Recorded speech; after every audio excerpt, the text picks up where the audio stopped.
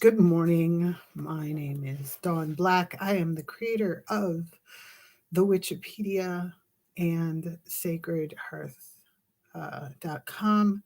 And today I am just going to, today's topic is activism in witchcraft.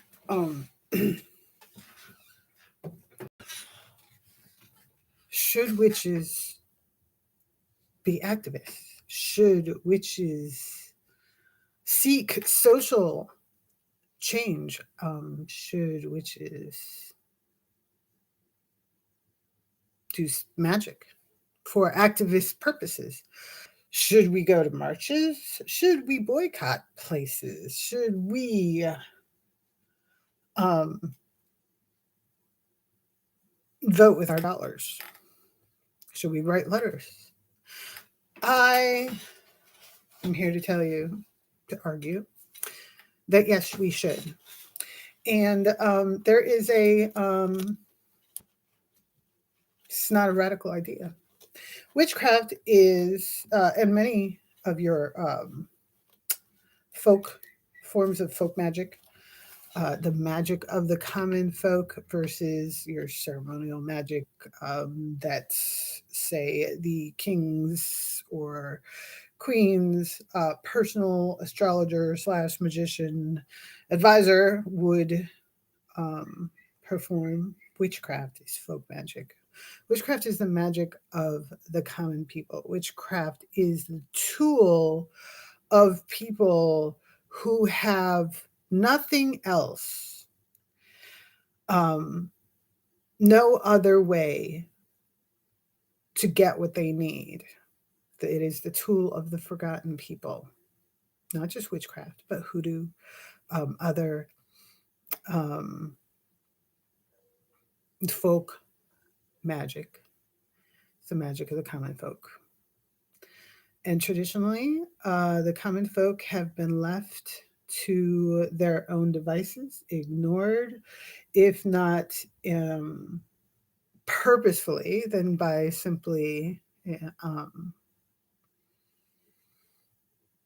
lack of concern, and left to their own devices to sort things out, to figure out why their crops are failing, to figure out why they're sick, to just find happiness in a world where life is drudgery. So, witchcraft is in itself a subversive act.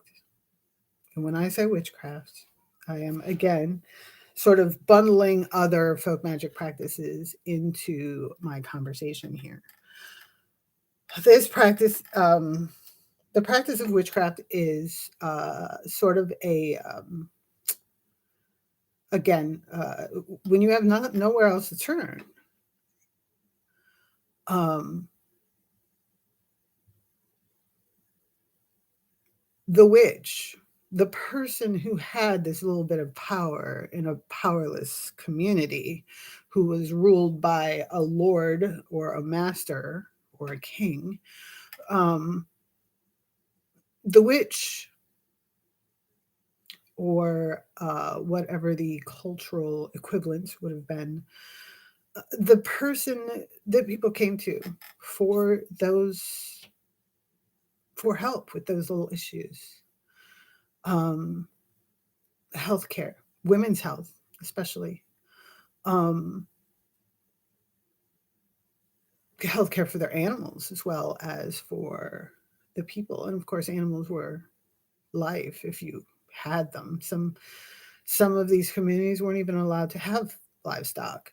Um, your crops, if you were even allowed to grow crops on the land you lived on, or just for general protection from these people that had more power. Um, Witchcraft is subversive. It always has been. Witchcraft is about protecting the things that are important to you, your family, and your community. Um, and it's about, bringing joy into a life where joy isn't just handed to you, you know? Um, Therefore, yes, witches should be activists. We should be activists. We should remember that our ancestors, were scraping a living out of dirt for the benefit of wealthy people who sat on their butts all day. Um, so, and you know what? We still are, really. Um, Another way to look at it is many of us are follow earth-based religions, at least ostensibly. I've found that a lot of I don't want to sound judgmental, but I've gone to a lot of gatherings where people first they had a giant bonfire, tons and tons of wood that was just being burned unnecessarily, billowing clouds of smoke into the air. I understand the appeal of the bonfire, but really, um, I'm not sure how environmentally friendly that is. I suppose a couple times a year. If you're a nature based religion, I feel for me, as someone who really feels tied to the earth, that's sort of, but that's not as bad as all the plasticware and paper plates that you see at these things. And again, it's the world we're in, you know.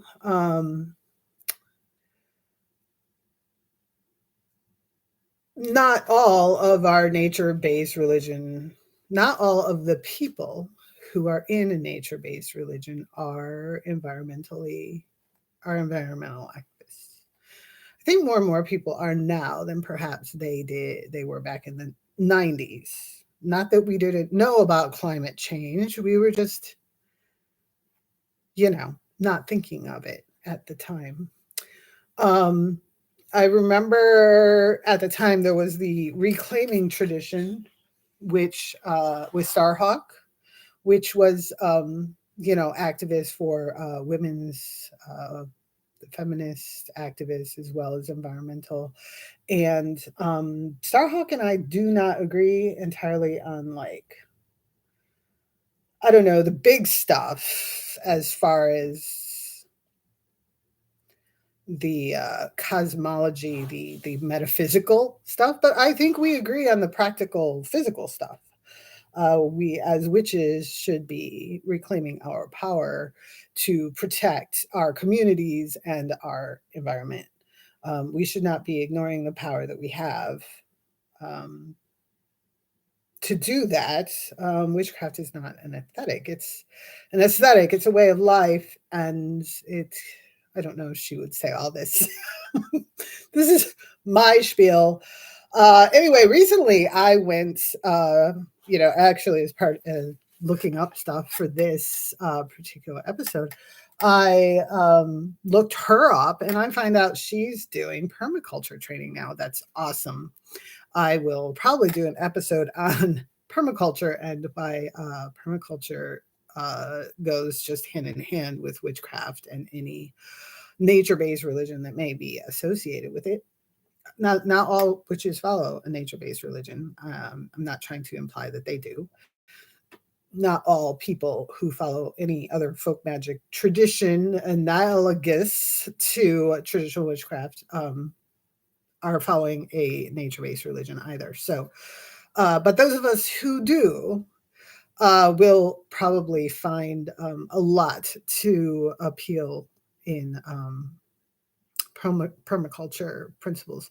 And Starhawk is doing permaculture training now, which is awesome.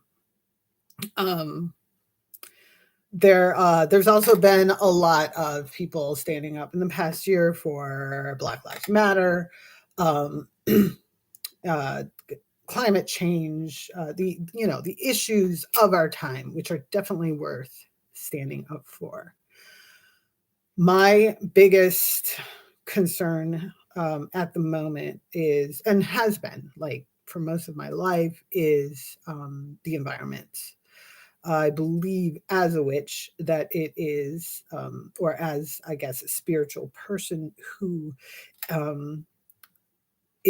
spends a lot of time connected to, or at least seeking connection with, the cycles of nature, the interconnection of all things, the food webs, the energetic cycles of the world.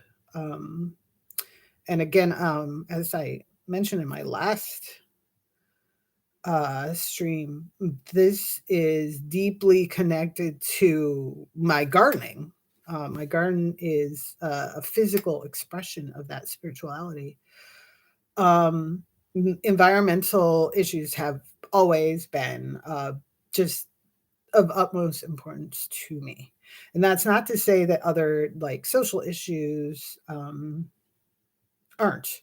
But I do believe that the environmental issue is that's foundational to everything else.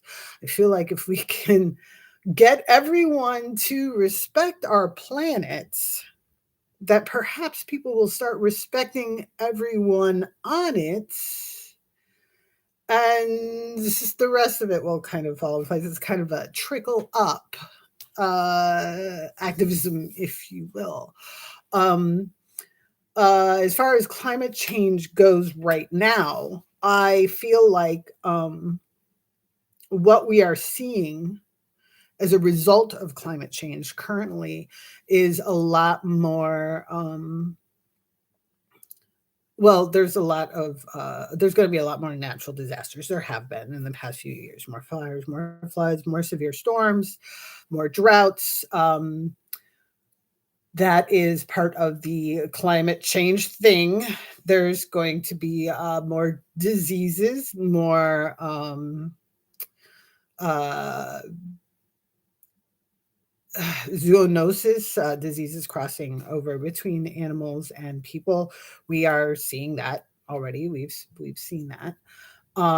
More of your tropical diseases moving north. That's happening. Um, More animal and insect species changing their migrational patterns. That is all happening. And this is all going to affect the resources that we have as a society. In any, whatever society you're in, your resources are going to be affected by these changes. People are losing their homes, and then they have to just rebuild in the same spot, knowing full well that they're either going to be burned out or flooded out again in a few years, because that's how the insurance system works. You can't just cash in and buy a new house. You have to take your insurance and buy the house, rebuild or repair. And you're stuck. Once you've owned that house, you got to sell it before you can leave, or you don't have money to buy a new house. And how are you going to sell it if nobody wants to buy a house that gets burned down or flooded every couple of years? That needs to change. That's something we need to look at. And that is um, environmental basis. That is a climate change thing. Then we have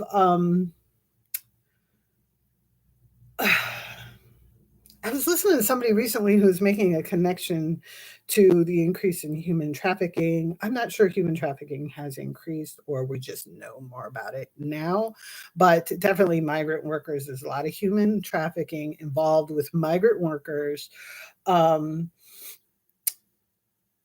Has been for a long time, but we're looking at a situation. The biggest situation here with that is you have we have a situation where we have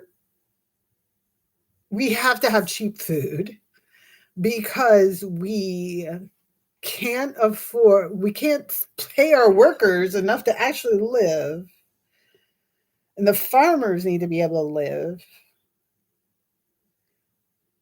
I'm not excusing the farmers who do this. So, you get these illegal aliens. Not all migrant farm workers are illegal aliens. Not all illegal aliens are human trafficked. But um, when you hire an illegal alien, you don't have to pay.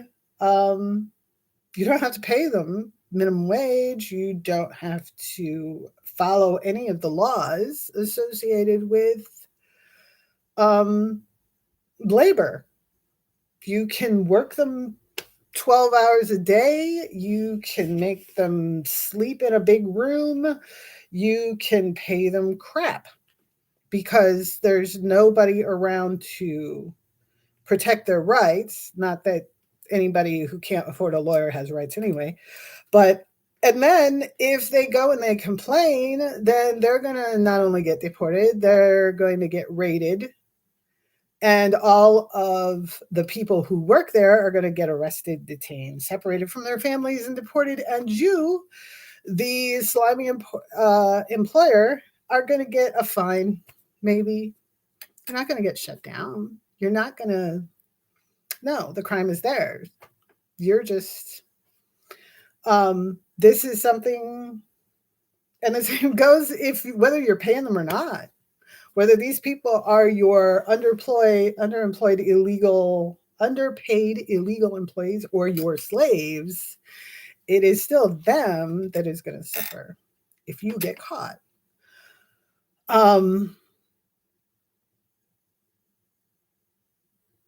This is a situation, this social situation where, I mean, honestly, it's just gone on and on. People, we came to America saying, hey, we don't want kings and lords, we don't want nobility. And we've created our own out of these millionaires, and the rest of us are vassals. But I digress. As our environment changes, as our climate changes, our agricultural practices are changing. They're becoming more challenging. And as someone who grows their own food on a small scale, I don't make a living growing food. I grow food for myself and my close family and neighbors. And it's free. I don't charge for it. So I don't make a living. But I have struggled with the changes in climate. We've done things the same way for 25 years, 30 years, and then all of a sudden, every year is what the hell's going on? I don't know.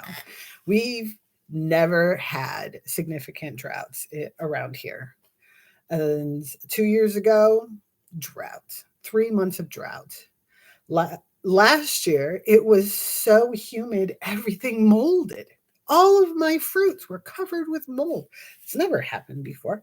Never had early blight. These are the things. Now, if that was my livelihood, if I was selling tomatoes to live, or potatoes, or any kind of crop, then I would have not been able to afford my mortgage. I would have had to take out a loan to live, just to live. And I mean, think about these farmers. These people feed us. And you look at places where there are smaller independent states, where they don't necessarily have the level of technology or connection between communities that we have here. And you're looking at, you know, if we're a small independent state, you can't go to your neighboring states necessarily and pick up the slack that you. I don't know. I'm going off on a tangent here. What I'm saying is environmental activism is very important, but social activism is also important, because right now we are seeing, and we are going to continue to see, more starving people, more displaced people, more human trafficking. This is all going to happen, more disease, more need for healthcare reform. because of the environmental issues that we're dealing with. They're foundational. Um, we as individuals can only do so much one at a time. There are things that we can do in our lives, our day-to-day lives, and I talk about this all the time, and I try to do this in my life to reduce our personal impact on the environment as a help for the world, um, as a personal responsibility to the earth and to our society. But we also need to reach out to those specific issues that are happening now because of the environment. It's all related, and it's all going to get worse because it's escalating. So anyway, it's more important now to pay attention to what's going on in the world. And as resources become as we compete more for resources, we are going to see more wars on small and large scales. We're going to all of it. It's just and it's up to us to stay alert and to stay on top of it. So how do we do that? I have a collection of books. Where's my link here? My notes. There is a book called Witchcraft, Activism, a Toolkit for Magic Resistance by David Salisbury. Another one called Revolutionary Witchcraft, a Guide to Magical Activism by Sarah Lyons. And Magic for the Resistance, Rituals and Spells for Change by Michael M. Hughes. I also recommend you look up Starhawk. Oh, there's another one, Spells for Change, a Guide for Modern Witches by Frankie Castaneda. I also recommend you look up Starhawk, look up Reclaiming.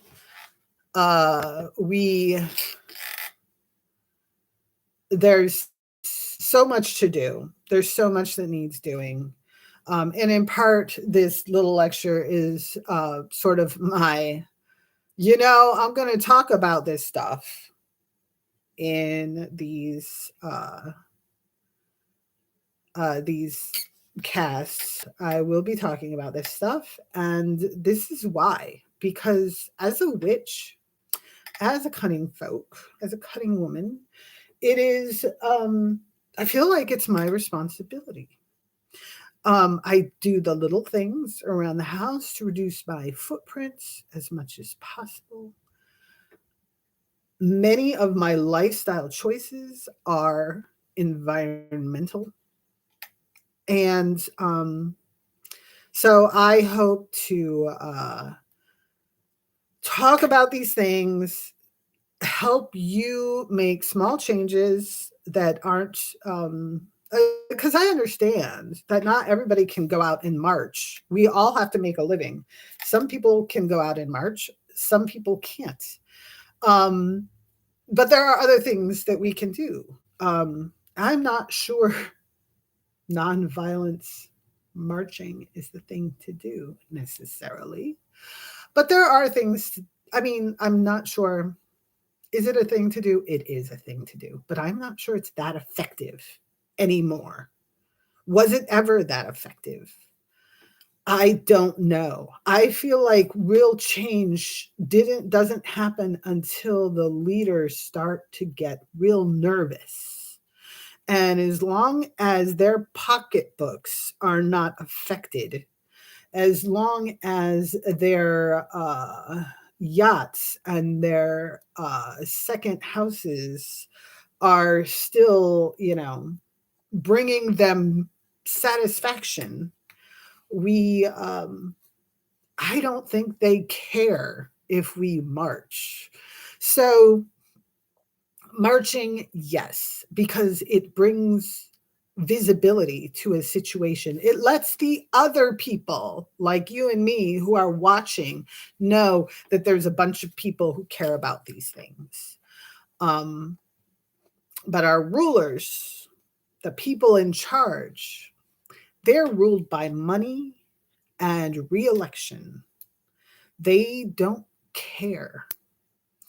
Some of these things some of them care. But some of the things that do we cast spells? Sure. That's what witchcraft is for. It is for protecting the weak from the wealthy. Witchcraft is the language, witchcraft is the powerful tool of people who don't have power. That is why I am always telling people you do not have to buy stuff to be a witch. Our spiritual ancestors had dirt. They found cool looking rocks, and it didn't matter. They didn't necessarily know what kind of rock it was. They didn't spend months and years studying geology to be witches. They did not necessarily know all about astrology in depth necessarily. They perhaps relied on the moon and not on the individual stars, although some stars maybe. They did not know about the exotic herbs that they could get in India and in China. They were using the herbs they could grow in their garden. They didn't necessarily have the means to have items in their homes that only had one use. And we shouldn't either. It is not environmentally wise to have items that are only one use. And it is not environmentally friendly to be specific that we need to use these herbs, these rocks, these things that have been processed and prepared and sent to us, shipped using fossil fuels in the process to get to us, when we can grow all this stuff in a windowsill pot or buy it at your grocery store where you're going to be buying stuff anyway. There,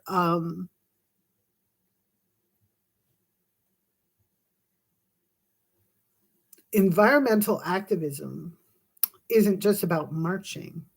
Social activism isn't just about marching. Marching is beautiful because it shows people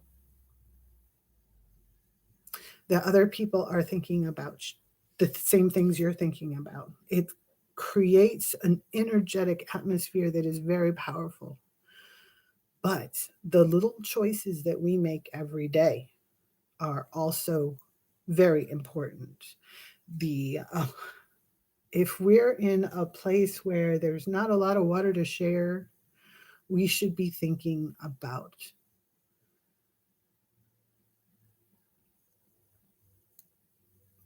reducing our use of water as much as we possibly can. If we are using, we should be thinking about getting our witchcraft items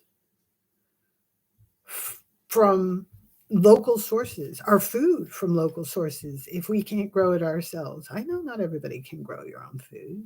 Not everybody can march. Not everybody can grow their own food. Not everybody can donate. But, we can all do a little bit of something. And, we can all cast spells.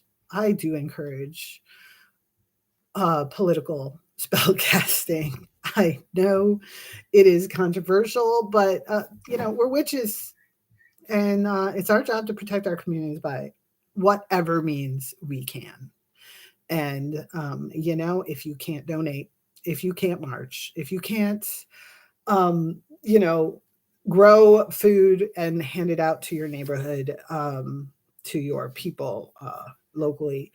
If you can't do these things, you can cast a spell.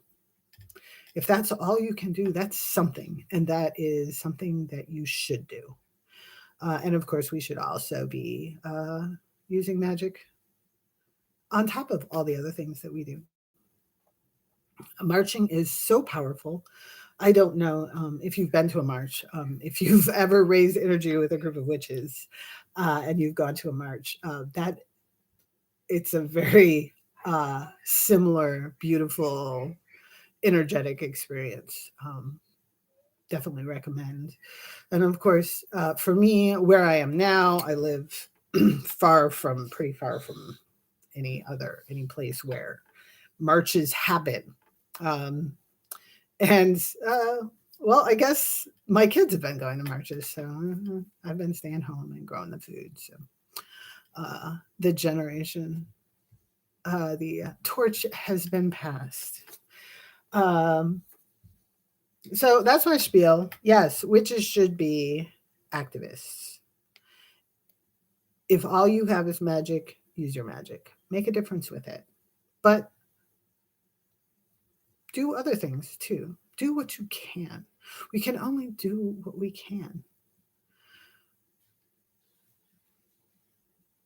And I will be talking further about little things that we can do as a kitchen witch, as a hearth keeper. There are things you can do in your own house that just part of everyday activities that can make small differences. And just think, if everybody did the thing, just you doing the thing doesn't seem like a lot. But if everybody did the thing, and I can't think of an example right now. I'm exhausted. You know, daylight savings time is not kind to me. The birds, the animals do not understand. They are not forgiving. So I am going to go.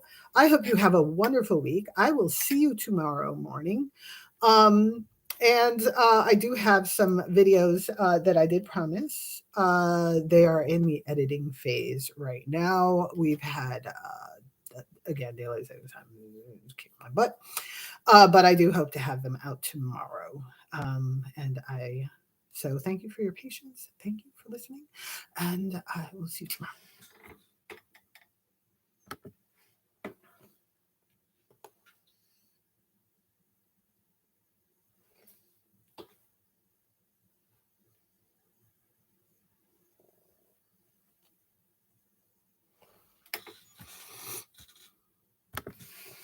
Oh, I thought it was over. Sorry.